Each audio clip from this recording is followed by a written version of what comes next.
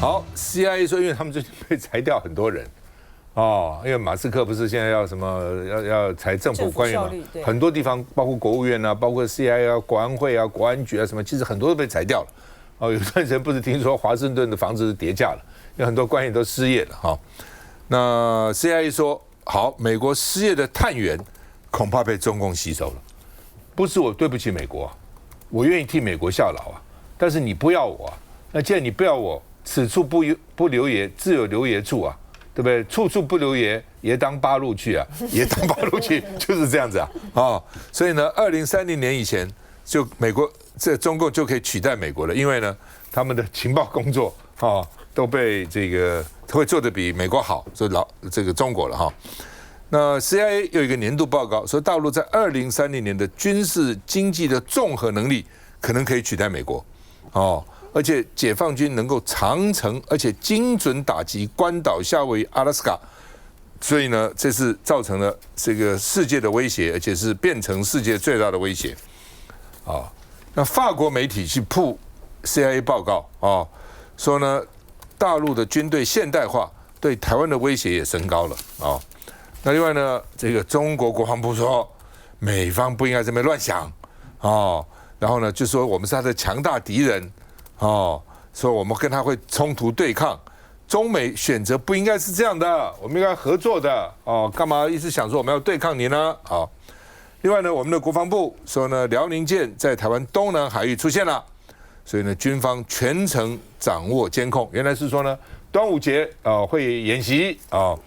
那另外呢，这个美国的学者说呢，能源安全是最重要的。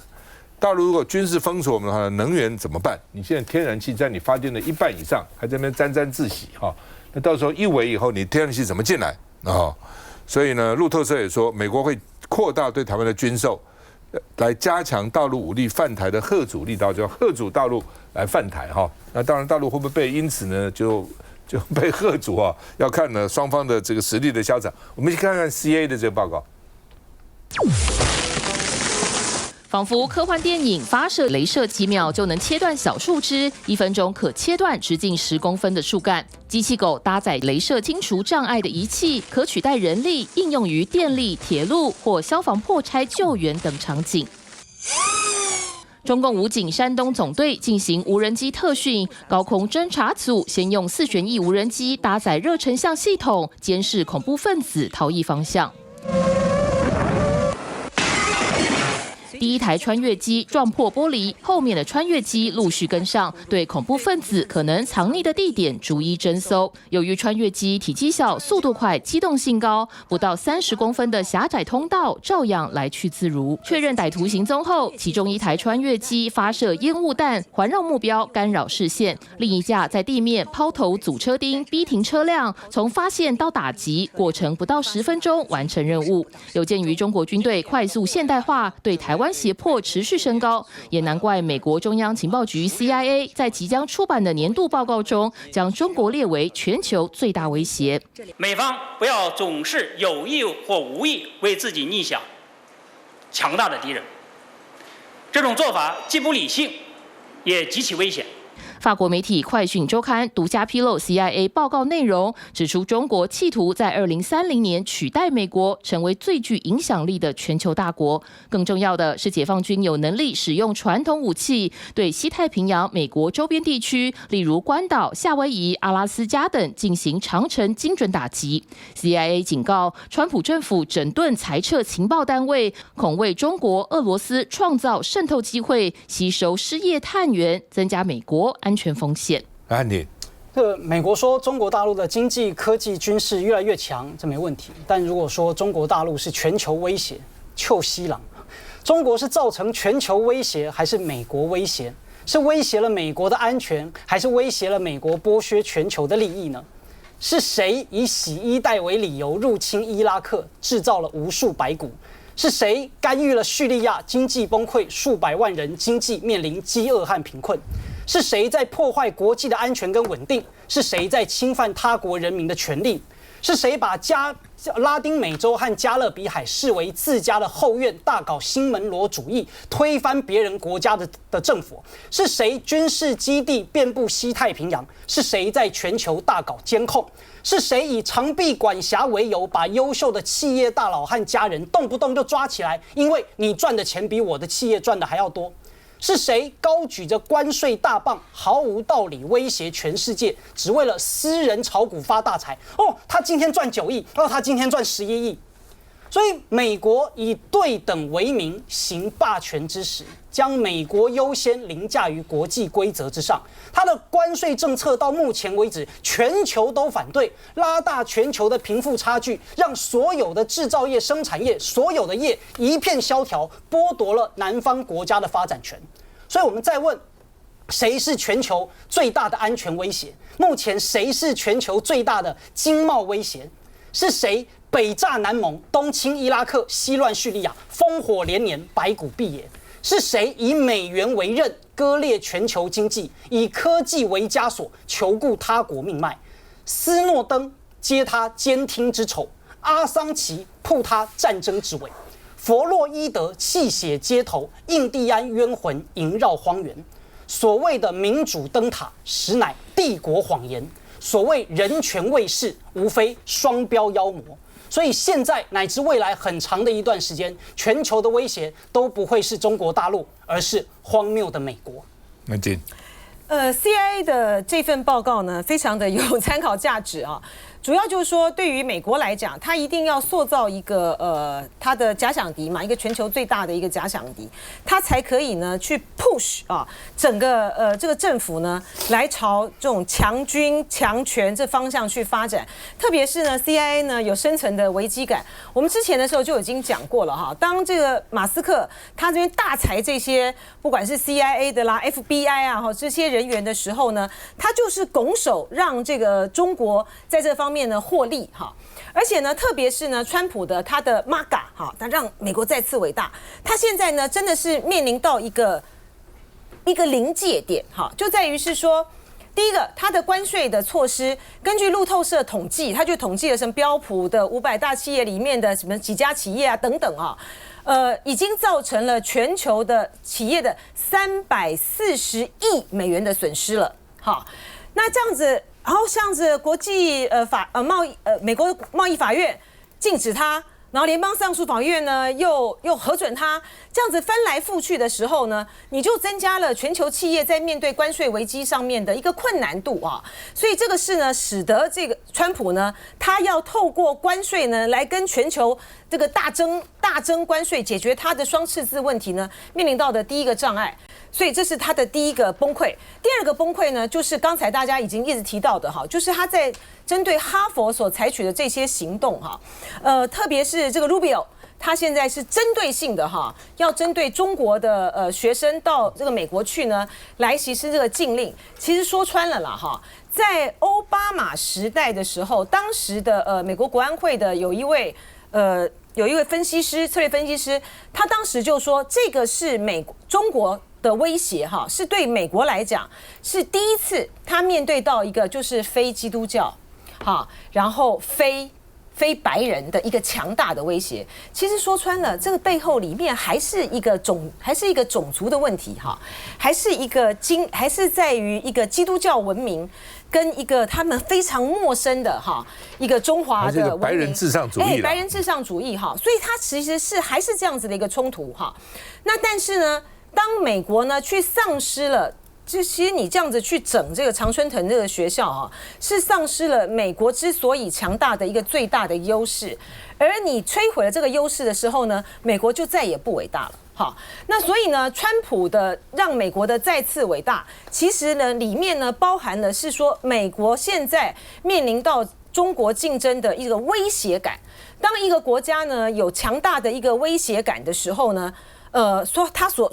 所展现出来的就是强大的防御啊。所以说，为什么川普要去搞一个很华丽的，你根本不知道为什么时候才能够实现的精穷的那个计划嘛，哈。但是呢 ，CIA 的这个报告呢是非常非常值得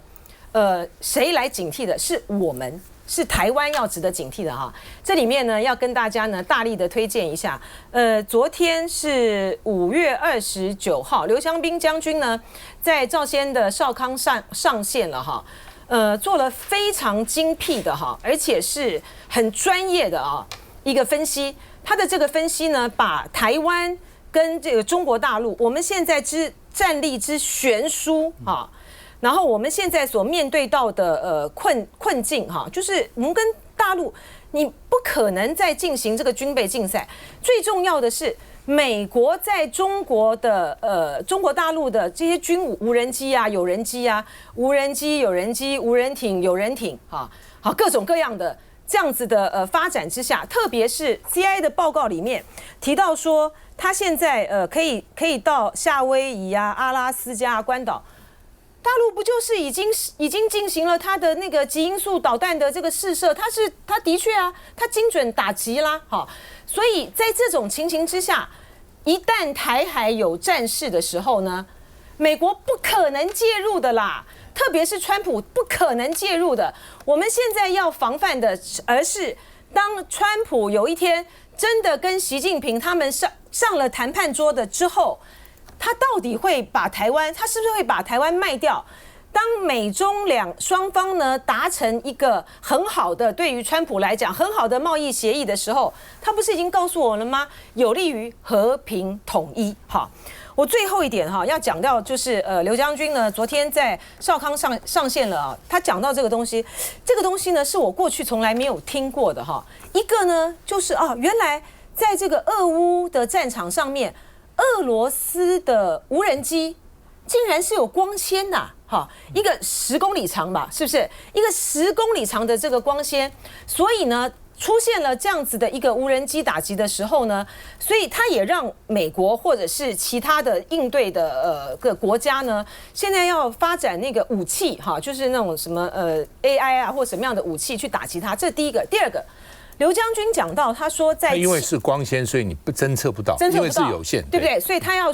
去想到要怎么样去解决这样子的一个有限的这个无人机。还有第二个，我觉得也蛮惊悚的哈。刘将军说，在7、8年前的时候，也就是说蔡英文在当总统的时候，当时我们就发现说，总统府的网路已经被害了，被大陆的这边害了。然后呢，还有在暗网里面呢。出售他到底怎么害的？对，磁扣出售这样子的这个磁扣而且呢，他这个暗网，他在这个里面呢已经被害，已经是停留大概4年左右，所以也就是在马英九总统任期的时候呢，我们整个其实就是如入无人之境啊！大家不要忘了在裴洛西来台湾的时候呢。大陆不是对台湾进行这个军演吗？那个时候我们不是什么火车站啊都被害了，总统府啦什么都被害了吗？在这种情形之下，我们真的要好好的想一想，就是刘将军在那个里面讲的，就是两岸之间呢，只能够透过这种政治谈判，上兵伐谋和平才是最高的道德。这个刘将军做过陆军副总司令，现在叫副司令了，也做过国安会的委员，所以非常了解哈。而且他就是我们这个少康战情师那时候兵推的时候，就是他整个兵推请他整合的。那我每个礼拜4在 TVBS 5点多会有一个少康上线的，那是一个 live 在线上可以看的节目。那昨天的来宾请的是刘香彬这个司令刘将军了哈。那完了以后，立刻很多这个大陆专家，包括赵春山，立刻传来给我说讲的真好。刚刚还接到很多说他讲的真好，讲的真好，讲的真好。所以你们会回去看看少康上线了。昨天访问刘香彬的那一段，大概半个钟头。休息再回来。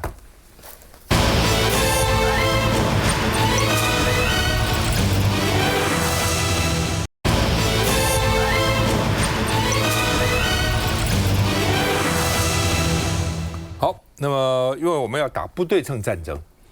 我现在呢对称打不过你，没关系，我搞个不对称，那什么叫不对称呢？譬如说你有坦克车，我没有，我一个人滚到你坦克车履带下面爆炸，就叫不对称战争。就是我一个人牺牲，你坦克车起码要3、5个人在上面，还1辆坦克车。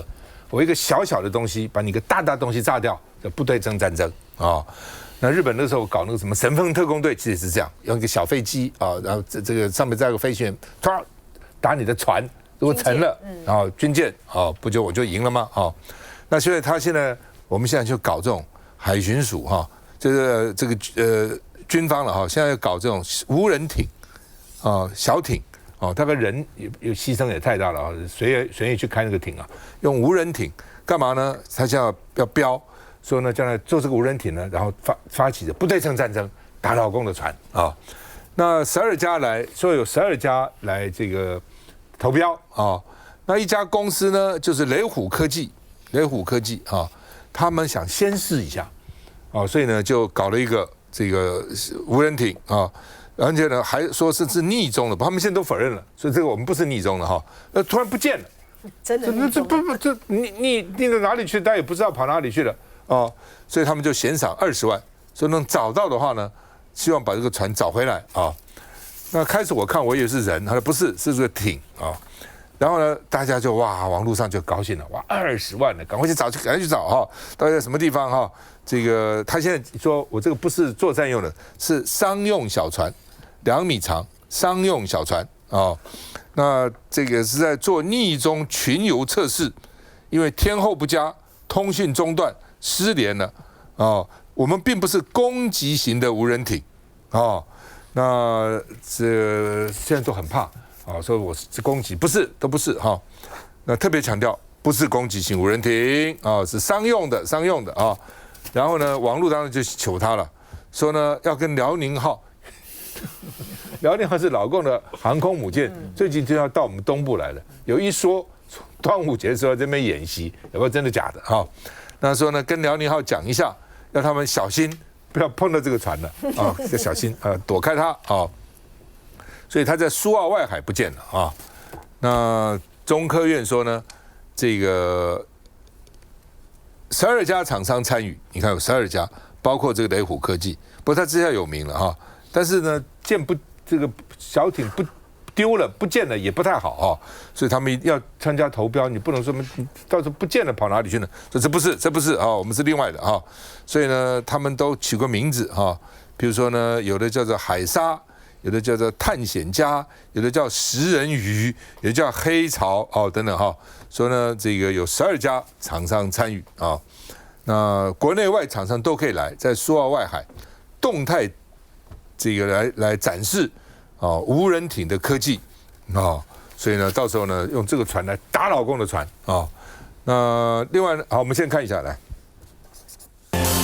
在海上高速奔驰，由雷虎科技打造的无人艇海沙号不怕5米浪高，可自主导航追踪目标。接着6月中旬，他更要参与中科院举行的水面无人载具动态展示，跟其他船厂争取军工订单。没想到如今却在社群上看到雷虎 po 文协寻这艘船。脸书写下：左因海象不好，导致我的大型遥控无人船在海上失联，研判位置在龟山岛以东海域。若与有寻获，将以20万红包以资感谢。但时隔1天，至少无人艇依旧没人发现。才会抵达到我们龟山岛的附近。随后，雷虎科技也声明，雷虎商用船有2、4、6、8米，目前都在测试中。失联的2米商用无人船是在做逆中群游测试时，因天候不佳导致通讯中断失联，并非参与比武的攻击型无人艇。但既然是商用，为何需要逆中？是最明显的啊，这是商用怎么样？这完全不需要逆中，反而你要更清楚嘛。这我觉得这是一个很重要的一个讯息。逆中的这个功能，除了所谓可以用于攻击的话，那当然征收也是一个重点。若不是想商规军用，怎会需要逆中？偏偏不公开的无人艇测试操作，因为失踪意外被揭露。不过刚刚在我们录影之前说找到了啊，找到了，恭喜。那除了这个以外呢，陆军有一个 CH-47SD 契努克重型运输直升机啊，去搞一个吊挂灭火飞行秀。就是呢，从水库里面呢把水吊上来去救火啊。那不过也有人讲说，像西方国家很多都是用无人机来救火，因为有人机是很危险的，你开直升机去，那个火很大哈，到时候呢非常危险哈。另外呢，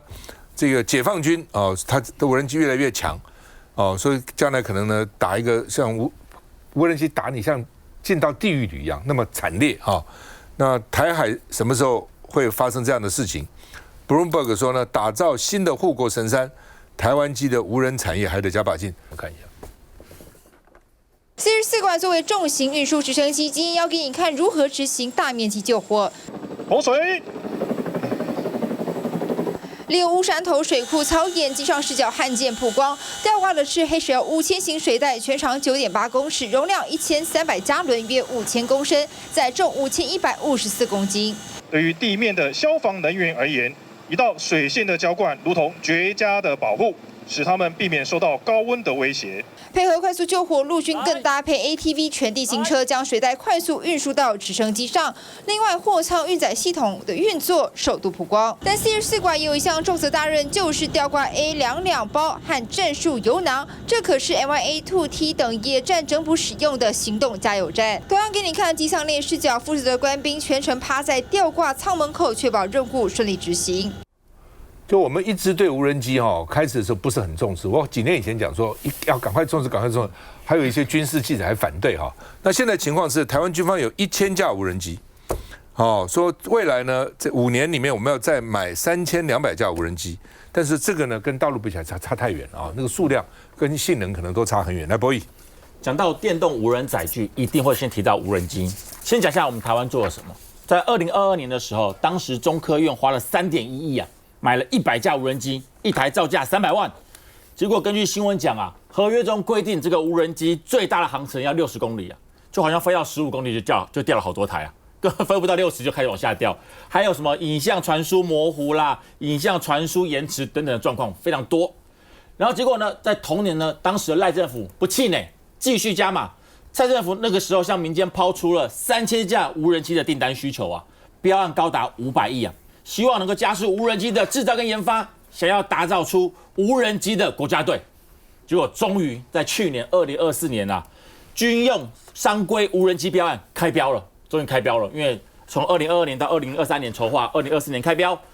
刚刚讲到的雷虎科技非常厉害，它参与了我们中科院全部的无人机机型的标案，全部都参与，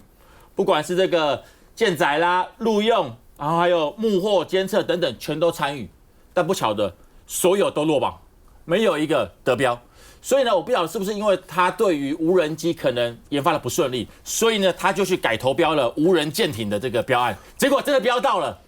就标到，结果是成果是连自己人都差点找不到。所以我也不晓得这个试验到底算成功还算失败